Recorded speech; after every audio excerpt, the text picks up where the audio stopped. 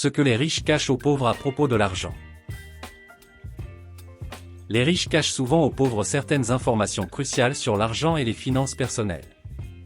Cela peut inclure des connaissances sur la gestion de l'argent, les investissements, les impôts et les moyens de générer des revenus supplémentaires. Une des raisons pour lesquelles les riches ne partagent pas facilement ces informations est qu'ils considèrent que cela leur donne un avantage concurrentiel sur les autres. Ils savent que les connaissances sur l'argent peuvent être très précieuses et leur permettre de prendre de bonnes décisions financières. En gardant ces informations pour eux, ils se protègent ainsi contre la concurrence. Les riches ont également tendance à être très méfiants envers les personnes qui cherchent à en apprendre davantage sur leurs finances. Ils peuvent craindre que ces personnes cherchent simplement à profiter d'eux ou à les arnaquer. Ils préfèrent donc garder leurs informations financières confidentielles.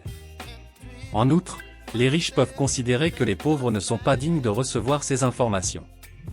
Ils peuvent penser que les pauvres ne sont pas suffisamment éduqués ou disciplinés pour utiliser correctement ces informations et qu'ils finiront par les gaspiller ou les perdre. Cependant, cette attitude peut être très préjudiciable pour les pauvres qui cherchent à améliorer leur situation financière. Sans ces connaissances, ils peuvent se retrouver piégés dans des cycles de pauvreté et de dette, incapables de prendre des décisions éclairées et de faire fructifier leur argent. Il est donc important pour les pauvres de chercher activement des informations financières et de s'éduquer sur les moyens de gérer leur argent de manière efficace.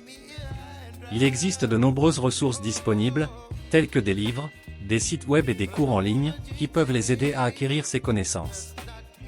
En fin de compte, il est important de se rappeler que la richesse n'est pas seulement une question d'argent, mais aussi de connaissances et de compétences. En apprenant à gérer efficacement leur argent, les pauvres peuvent prendre le contrôle de leur vie financière et commencer à construire un avenir plus sûr et plus prospère.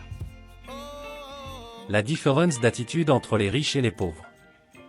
Les riches et les pauvres ont souvent des attitudes très différentes envers l'argent et la richesse. Les riches ont tendance à voir l'argent comme un moyen de créer des opportunités et de réaliser des rêves. Ils sont souvent très ambitieux et ont des objectifs clairs en matière de richesse et de réussite. Les riches sont également prêts à prendre des risques calculés pour atteindre leurs objectifs, qu'il s'agisse d'investir dans des entreprises ou de créer leur propre entreprise. Les riches ont également une attitude très positive envers l'argent et la richesse. Ils ne considèrent pas l'argent comme un mal nécessaire, mais plutôt comme un outil pour atteindre leurs objectifs et améliorer leur vie. Les riches ont souvent une mentalité d'abondance, croyant qu'il y a suffisamment d'argent et de richesse pour tous. D'autre part, les pauvres ont souvent une attitude très différente envers l'argent et la richesse.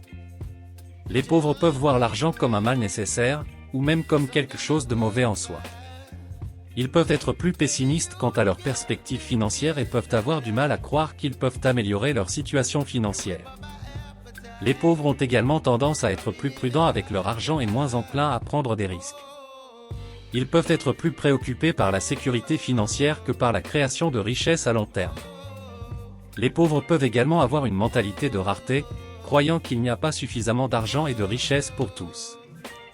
Cependant, il est important de noter que ces attitudes ne sont pas universelles et qu'il y a des exceptions des deux côtés. Il y a des riches qui ont des attitudes négatives envers l'argent et la richesse, tout comme il y a des pauvres qui ont des attitudes positives et ambitieuses envers l'argent.